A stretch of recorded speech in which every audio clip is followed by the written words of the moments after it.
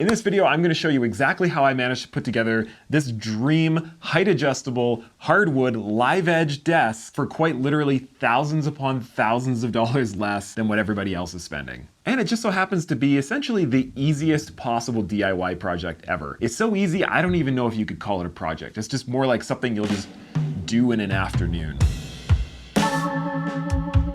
I've had some pretty terrible desk setups over the years, either due to a lack of funds or a lack of space, and usually a bit of both. But nowadays, I am co-running 2 full-time YouTube channels, and so I am spending more time than ever at my desk. And so I decided it was time to treat yourself and get the desk setup I've always dreamed of having. A live edge hardwood height adjustable desk. And then I found out how much they cost. But that all changed one day when an ad came across one of my social media feeds from Home Depot, of all places. One of the products that they were marketing in this ad was a big, giant, teak, 80-inch long, double live edge countertop. So it's a big, giant slab of wood, basically. The colors, the textures, the fact that it had a live edge is all so perfect. And when I clicked through to see the price, I was expecting, a couple of grand. But then when I clicked in, I saw that it was 575 bucks, shipped to my door in Canadian dollars. So the desk dream build was definitely back on. And yeah, they just ship it to you like you would get an Amazon package, except it's an enormous teak countertop. And it's pretty heavy, so I definitely recommend you have a friend with you when you're dealing with this thing.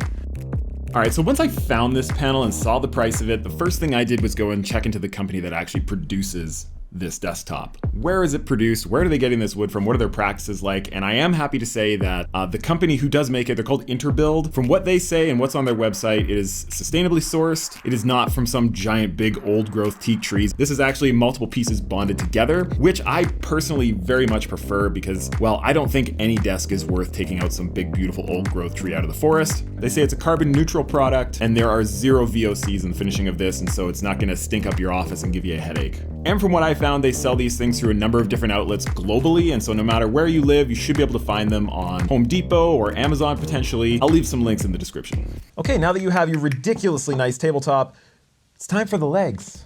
And I went for the Jarvis hand crank powered frame, and I did this for a couple of specific reasons. Yes, for 330 bucks, I know that there are a whole bunch of electric height adjustable desks out there, but after looking through reviews, I figured for the money that I wanted to spend, I'd rather get a great quality hand crank desk over a cheaply made electric desk any day of the week, because I want this desk to last a very long time. The other big reason why I bought this particular Jarvis frame is that the legs are set back towards the rear of the desk rather than in the center like most are. This gives way more leg clearance, and it's gonna allow for the cleanest possible cable routing setup, but I'm gonna go over more of that in an upcoming video.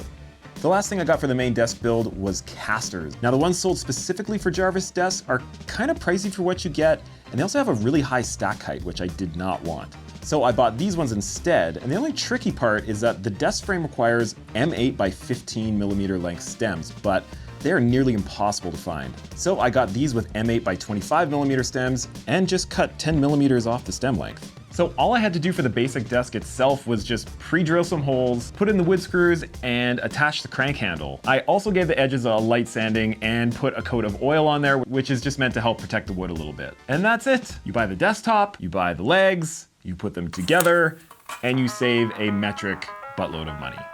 Now for me, I didn't stop there.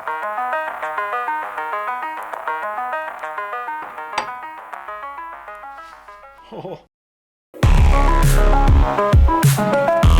Make sure you subscribe to see the future videos. It's a 3-part series for this, by the way. I'm gonna show you the completed desk setup and the most OCD cable routing setup I have personally ever seen. I'm really proud of it. I can't wait to show you. So we'll see you on the next one, everybody.